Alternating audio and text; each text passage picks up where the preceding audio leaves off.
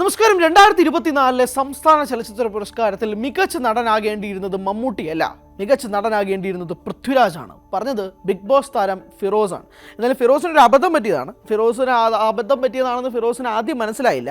ഈ video post ചെയ്തതിന് പിന്നാലെ ഇമോജികൾ കൊണ്ട് ആ വീഡിയോ നിറയുകയും പിന്നാലെ കമൻറ്റുകൾ രൂപേണ വന്നതിന് ശേഷം ഫിറോസെ അബദ്ധം പറ്റിയതാണ്, വീഡിയോ ഡിലീറ്റ് ചെയ്തോ. കാരണം പൃഥ്വിരാജിൻ്റെ ആടുജീവിതം സെൻസർ ചെയ്തത് 2023 കേട്ടോ. അപ്പോൾ 2023 കിട്ടേണ്ട അവാർഡ് 2024 സംസ്ഥാന ചലച്ചിത്ര പുരസ്കാരത്തിൽ കിട്ടില്ല. മാത്രമല്ല പൃഥ്വിരാജിന് 2023 സംസ്ഥാന സർക്കാർ മികച്ച നടനുള്ള പുരസ്കാരം കൊടുക്കുകയും ചെയ്തു. ഇതേ ആടുജീവിതത്തിന് കൊടുക്കുകയും ചെയ്തു.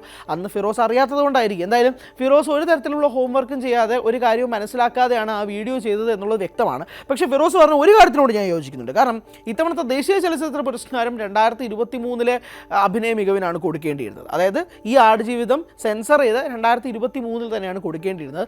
ദേശീയ സർക്കാർ ഒരു അവാർഡും ആടുജീവിതത്തിന് കൊടുത്തില്ല എന്നുള്ളതാണ് വാസ്തവം. ഇതുമായി ബന്ധപ്പെട്ട് നമ്മൾ റസൂൽ പൂക്കുട്ടിയോട് സംസാരിച്ചപ്പോൾ പോലും ഇത് പൊളിറ്റിക്സിൻ്റെ ഭാഗമാണ് എന്നുള്ളത് റസൂൽ പൂക്കുട്ടി തുറന്നു പറയുകയും ചെയ്തു.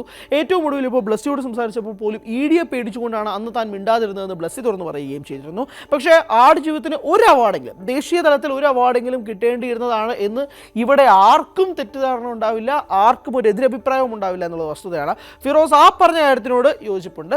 ഫിറോസ് പറഞ്ഞത് ദേശീയ തലത്തിൽ അവാർഡ് കിട്ടിയില്ല എന്നുള്ളതാണ്. ആ കാര്യത്തിൽ യോജിപ്പ് വ്യക്തമാക്കട്ടെ. കാരണം 2023 അവാർഡാണ് ഇത്തവണത്തെ ദേശീയ സർക്കാർ മികച്ച നടന് വേണ്ടിയിട്ട് നോക്കിയത്. പക്ഷേ മികച്ച നടനായിട്ട് കൊണ്ടുപോയത് ഷാരൂഖ് ഖാൻ്റെ ചിത്രം, ഷാരൂഖ് ഖാനാണ് കൊണ്ടുപോയത്. ജവാൻ എന്ന സിനിമയ്ക്ക് വേണ്ടിയിട്ട് ഷാരൂഖ് ഖാനും വിക്രം മാസി 12th ഫെയിൽ എന്ന സിനിമയ്ക്ക് വേണ്ടിയിട്ട് കൊണ്ടുപോയി. എന്തായാലും അതിനകത്ത് 2-3 അഭിപ്രായ വ്യത്യാസങ്ങളൊക്കെ ഉണ്ട്. ഷാരൂഖ് ഖാൻ ആണോ ഇത്തവണ കിട്ടേണ്ടിയിരുന്നത് എന്നുള്ള കാര്യമൊക്കെ ഉണ്ട്. എന്തായാലും പൃഥ്വിരാജിനെയോ ആടുജീവിതത്തിനെയോ ദേശീയ അവാർഡ് പരിഗണിച്ചില്ല എന്നുള്ളത് വ്യക്തമാണ്. പക്ഷേ സംസ്ഥാന സർക്കാർ പരിഗണിച്ചിരുന്നു. സംസ്ഥാന സർക്കാർ പൃഥ്വിരാജിന് അവാർഡ് കൊടുക്കുകയും ചെയ്തു. പൃഥ്വിരാജിന് മാത്രമല്ല, ആടുജീവിതം എന്ന സിനിമയുമായി ബന്ധപ്പെട്ട ഏകദേശം 9 അവാർഡുകളോളം സംസ്ഥാന സർക്കാർ നൽകിയിരുന്നു എന്നുള്ളത് ഫിറോസിനോട് ജസ്റ്റ് ഒന്ന് പറയുകയാണ്.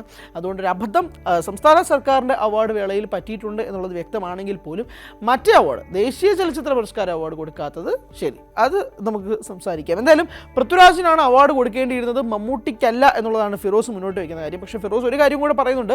മമ്മൂട്ടി നല്ല രീതിയിൽ തന്നെയാണ് അഭിനയിച്ചത്. ബ്രഹ്മയുഗം എന്ന സിനിമ അതിമനോഹരം തന്നെയായിരുന്നു. പക്ഷേ പൃഥ്വിരാജിനാണ് കൊടുക്കേണ്ടിയിരുന്നത് എന്നുള്ളതാണ് പറയുന്നത്. എന്തായാലും ഫിറോസ് അറിയാൻ വേണ്ടിയിട്ട്, ഫിറോസിന് ഒന്നുകൂടെ സന്തോഷിക്കാൻ വേണ്ടിയിട്ട് പറയുകയാണ്, മമ്മൂട്ടിക്കും കിട്ടി, പൃഥ്വിരാജിനും കിട്ടി. പൃഥ്വിരാജ് 2023 കിട്ടി, മമ്മൂട്ടിക്ക് 2024 കിട്ടി. ഇത് ഫിറോസിന് മാത്രം കാര്യമല്ല കേട്ടോ, പലർക്കും ഇങ്ങനൊരു തെറ്റിദ്ധാരണ നടക്കുന്നുണ്ട്. എന്നാൽ ഇപ്പോൾ 2025 അപ്പോൾ പലരുടെയും ധാരണ 2025 അവാർഡല്ലേ കൊടുക്കേണ്ടത് എന്നുള്ളത്. അതുകൊണ്ട് 2024 കൊടുക്കേണ്ടതെന്നുള്ള ചില തെറ്റിദ്ധാരണകൾ.